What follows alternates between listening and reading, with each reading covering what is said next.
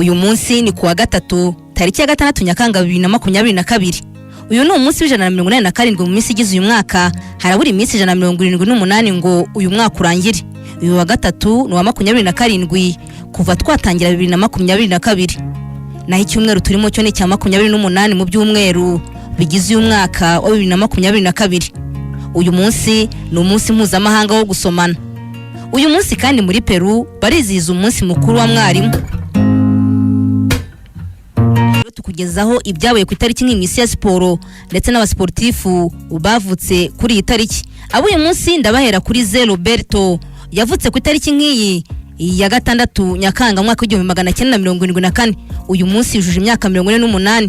José Roberto da Silva Jr. ni umunyabrazil waza akina ku ruhande rw'ibumoso asatira mu makipe nka Portuguesa, Real Madrid, Flamengo, Bayern Leverkusen, Bayern Munich, Club Nacional de Football, Santos, Hamburger CV, Palmeiras. Kuri ubu anabereye umujyanama mu bya tekinike. Zé Roberto yatwaranye na Real Madrid La Liga imwe y'1997, yatwaye kandi na Bundesliga enye hamwe na Bayern Munchen. Ikipe y'igihugu ya Brazil yatwaranye nayo Copa America ebyiri y'97 n'99. Yatwaranye nayo kandi ibikombe mpuzamigabane bibiri, y'1997 n'icya2005. Muri rusange yabakiniye imikino 84 abatsindira ibitego 6. Uwitwa kandi Loli Delap nawe yavutse ku itariki nk'iyi. We yavutse mwaka w'1976. Uyu munsi ari kwizisabu kuri imyaka 46. Uyu yahoze ari umukinnyi wo hagati w'umunya-Ireland, yarazwi cyane mu kurengura. Yakiniye amakipe atandukanye arimo Derby County, Southampton, Stoke City ndetse na Bolton Albion. Ikipe y'igihugu yayikiniye imikino 11 gusa, nta gitego yigeze abatsindira. Ibyo gutoza bitangiye mu kwa gatandatu mwaka wa 2015 muri Academy ya Derby County. Uwongezeho wundi wavutse ku itariki nk'iyi yitwa Pau Gasol. Yavutse ku itariki nk'iyi mwaka w'1980. Uyu munsi wafite isabukuru imyaka 42. Uyu akaba ari umukinnyi mpuzamahanga wa basketball, akaba ari umunya-Espanya wamenyekanye cyane muri shampiyona ya NBA. Pau Gasol Suarez yinjiye muri NBA yavuye muri Barcelona mwaka wa 2001. Yayinjiyemo afashwe n'ikipe ya Atlanta Hawks, gusa yaje guhitimo Memphis ayikinira imyaka 7 hagati ya 2001 kugera 2008. Yerekeje muri Los Angeles Lakers naye yakinira imyaka 7 kuva 2008 kugera 2014. Iyi yatwaranye nayo NBA ebyiri, iya 2009 n'iya 2010. Iyi kipe yayivuyemo maze yerekeza muri Chicago Bulls 2014 kugera 2016. Nyuma yaje kujya muri San Antonio Spurs 2013 kugera 2019. Aza no kujya muri Milwaukee Bucks yakiniye mwaka wa 2019. Uyu Pau Gasol yagaragaye mu ikipe y'intyoza za NBA All Star inshuro 6 zose. Yafashije ikipe y'igihugu ya Espanye gutwara igikombe cy'isi cyo muri 2006.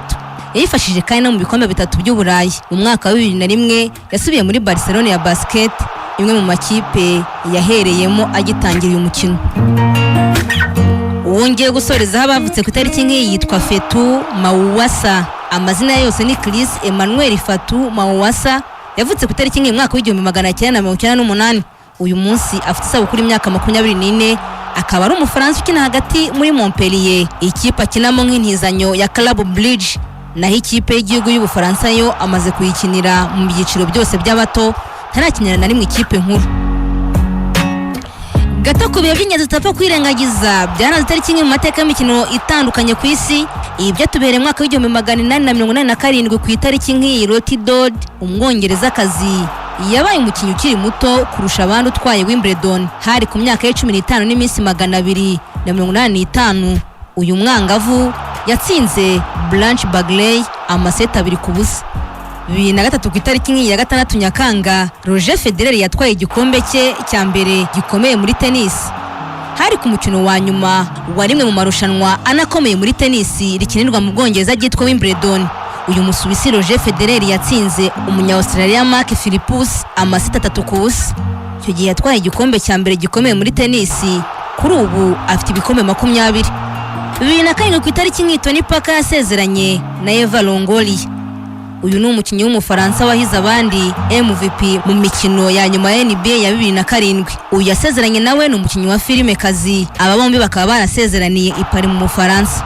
2016 ku itariki nk'iyi Russell Wilson yasezeranye na Ciara. Uyu ni umukinnyi wa baseball witwa Russell Wilson washakanye n'umuhanzikazi umwanditsi w'indirimbo akaba n'umuririmbyi witwa Ciara.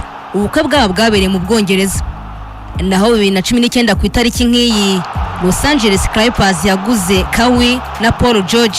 Iyi kipe yaguze aba bakinnyi babiri bakomeye barimo Kawhi Leonard wari warabaye MVP mu mwaka wa 2019 muri Toronto na Paul George bakuye muri Oklahoma City Thunder hari ku itariki nk'iyi mwaka wa 2019. Ibyo byari bike mu byaranze itariki nk'iyi mu mateka y'imikino itandukanye ku isi. Ngiye gutegura nkana bikugezaho ndi Esther Fifi Uwizera.